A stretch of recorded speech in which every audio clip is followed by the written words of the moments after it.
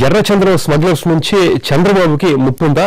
ఆంధ్రప్రదేశ్ సీఎంపై దాడి చేసేందుకు వాళ్ళు స్కెచ్ వేస్తున్నారా? జిల్లాల నుంచి ఇంటెలిజెన్స్ వర్గాలకు అందుతున్న సమాచారం అన్ని వర్గాల్లోనూ ఆందోళన కలిగిస్తోంది. స్మగ్లర్స్ వ్యూహాత్మకంగా దాడులకు తెగబడే ప్రమాదం ఉందని చెప్పడంతో పోలీసులు అలర్ట్ అయ్యారు.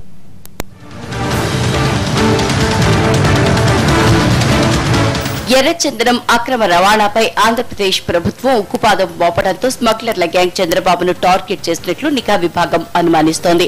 శేషాచలం ఎన్కౌంటర్ తర్వాత ఏపీ తమిళ స్మగ్లర్లు ఆగ్రహంతో ఉన్నట్లు సమాచారం.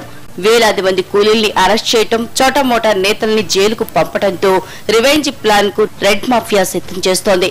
ఆర్థిక మూలాలు కూడా దెబ్బతినడంతో స్మగ్లర్లు ఎంతైనా తెగిస్తారని నిఘా వర్గాలు ఓ అంచనాకొచ్చాయి. దీంతో ఏపీ సీఎం భద్రతను మరింత పటిష్టం చేశారు.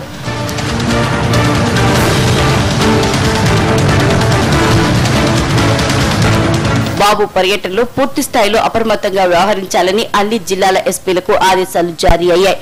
ముఖ్యంగా చంద్రబాబు రాయలసీమలో పర్యటించే సమయంలో రెడ్ స్మగ్లర్లు దాడికి తెగబడొచ్చని అధికారులు అనుమానిస్తున్నారు. ముందస్తు నిఘా వ్యవస్థను ఏర్పాటు చేసుకుని అనుమానితుల్ని అదుపులోకి తీసుకోవాలని ఇంటెలిజెన్స్ వర్గాలు ఎస్పీలకు సూచించాయి. శేషాచలం అడవులు విస్తరించి ఉన్న ప్రాంతాల్లో సీఎం పర్యటిస్తే స్మగ్లర్లు ప్రతీకార దాడులు చేయవచ్చని పోలీసు శాఖను అలర్ట్ చేసింది.